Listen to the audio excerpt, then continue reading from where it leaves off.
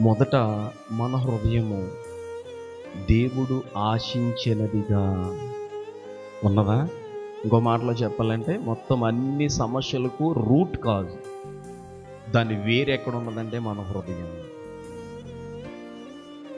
ఎంత ఘోరమైన వ్యాధికైనా ఇప్పుడున్న జనరేషన్లో, ఇప్పుడున్న టెక్నాలజీకి దానికి మెడిసిన్ ఉంది.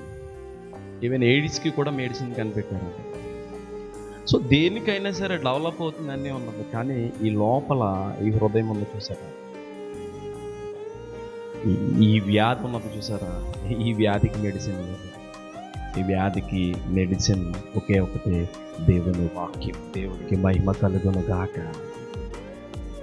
ప్రియమైనది ఏంటన్నారా, మన హృదయము ప్రభువు ఆశించిన విధముగా ఉన్నదా?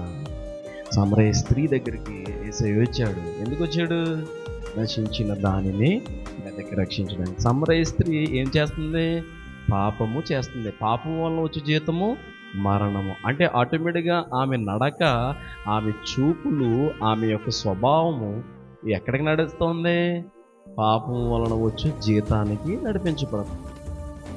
సో నశించిపోవడానికి సిద్ధంగా ఉన్నటువంటి ఆమె జీవితాన్ని, ఆమె హృదయాన్ని ప్రభువు తన వాక్యముతో నింపాడు.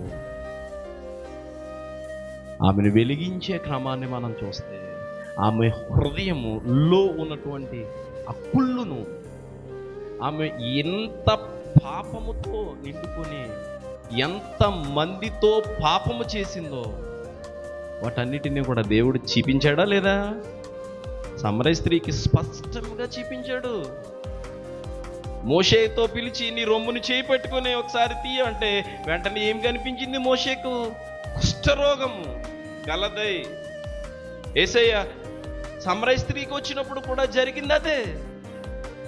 సమరయ స్త్రీ యొక్క పైకి చాలా చక్కగా చలామణి అయిపోతుంది అన్ని విషయాలు, కానీ ఆమె హృదయం అంతా కూడా వ్యాధితో, పాపముతో,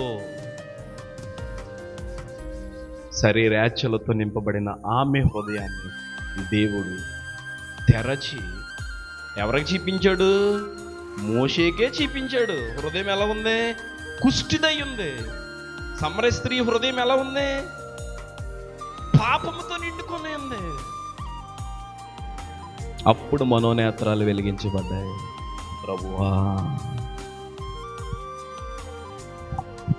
రాత్రి ప్రియమైన దేవుని బిడ్డలారా, అతిక్రమంలో దాచిపెట్టుకుని వాడు వర్ధిల్లాడు, కానీ వాటిని ఒప్పుకొని విడిచిపెట్టాడు.